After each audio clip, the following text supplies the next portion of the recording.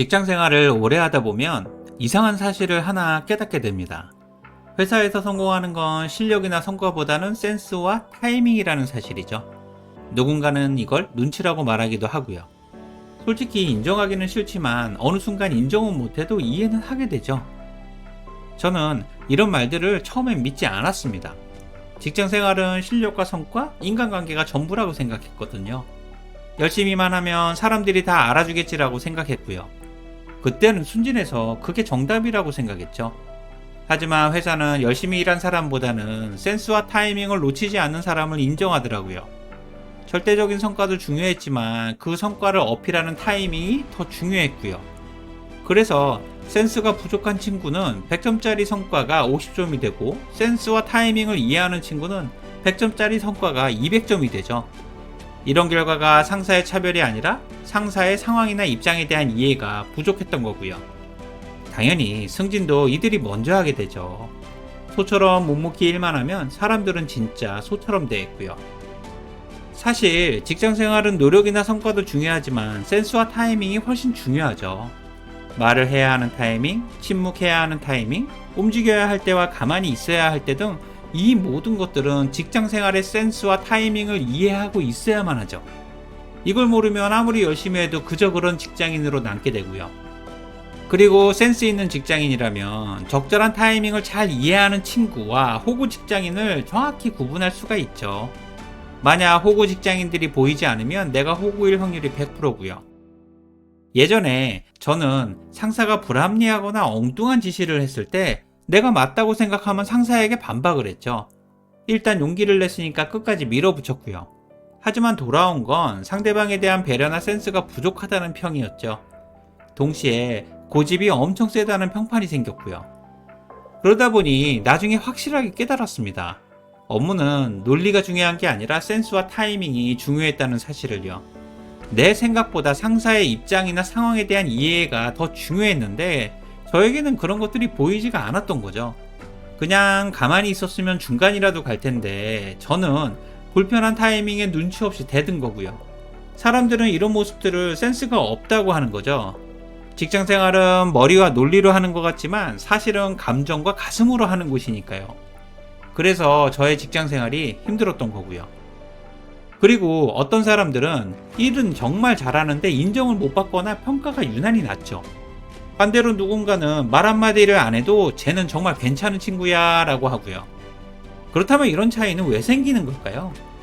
그건 바로 센스와 타이밍을 이해하는 차이죠. 자기 실력을 언제 어떻게 보여줘야 하는지 잘 이해하고 있는 거죠. 조직에선 이걸 아는 사람이 성과와 실력을 인정받고 승진하는 거고요.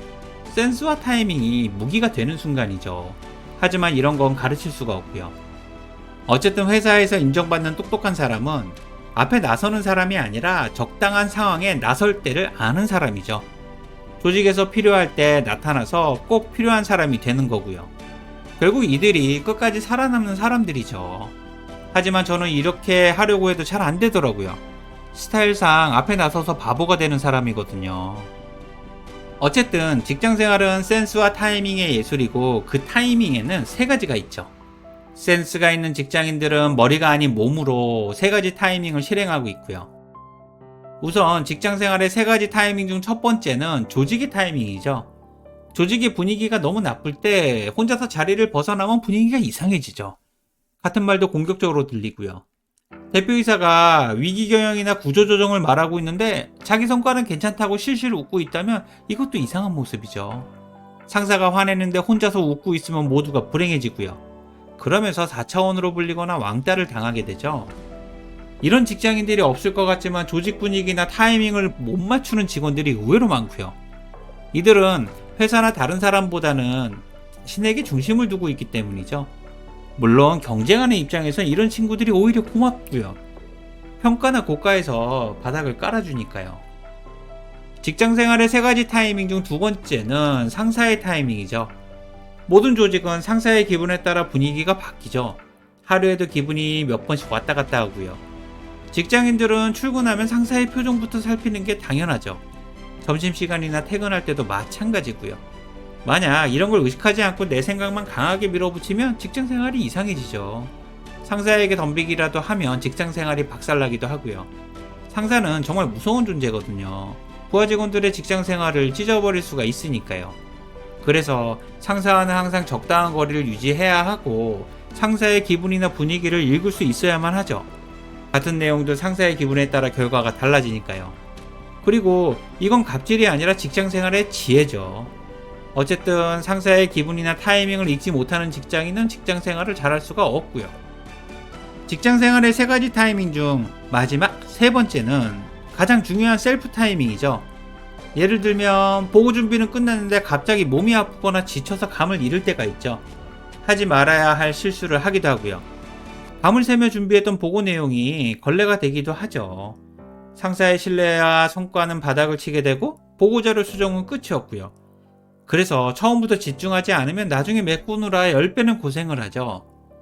그러니까 컨디션이 나쁘거나 기분이 우울할 땐 잠시 멈출 수 있는 게 셀프 타이밍이자 센스죠. 물론 이것도 나에 대해 잘 이해하고 있어야 가능한 거고요. 몸살 감기로 너무 어지러운데 100m 전력 질주를 하는 건 바보 같은 모습이니까요. 어쨌든 직장 생활에서 센스와 타이밍은 엄청 중요하죠. 조직과 상사 그리고 셀프 타이밍을 이해할 수 있어야만 하고요. 하지만 이건 누가 알려주지도 못하고 알려줄 수도 없고요. 시간과 경험을 통해 보고 두고 다치면서 몸에 새기는 감각이죠. 눈치가 있다면 고생은 덜 하겠지만 대부분의 직장인은 이런 시행착오를 통해 센스와 타이밍을 배워가고요. 그렇게 직장 생활을 하다 보면 어느 순간 직장 생활의 모든 것들이 센스와 타이밍이란 사실을 깨닫게 되죠. 칭찬이나 질책을 받을 때, 인정하고 물러서야 할 때, 그리고 회사를 떠나야 할 때 등 이 모든 것들이 센스와 타이밍이고요. 특히 이런 순간들을 구분할 줄 알면 직장 생활이 정말 쉽죠. 하지만 이걸 잘 모르니까 직장 생활이 지옥 같은 거고요. 마지막으로 누군가가 센스와 타이밍을 알려주면 좋을 텐데 사실 아무도 잘 모르죠. 사람들은 그냥 겉으로 보이는 사실만으로 판단하는 거고요. 그러니 센스와 타이밍을 모르겠으면 그냥 조용히 있는 게 최고죠. 앞에 앉지 말고 항상 중간에 앉고 알아도 모르는 척과 몰라도 이해하는 척을 동시에 할 수 있어야만 하고요. 그래야 중간이라도 가니까요. 그리고 이것만은 반드시 기억하세요. 직장 생활은 실력이 아니라 센스와 타이밍의 예술이라는 사실을요. 여러분들도 다 아시잖아요. 오늘 내용에 공감이 되셨다면 구독과 좋아요를 부탁드릴게요. 지금까지 회사 선배 인지였습니다. 고맙습니다.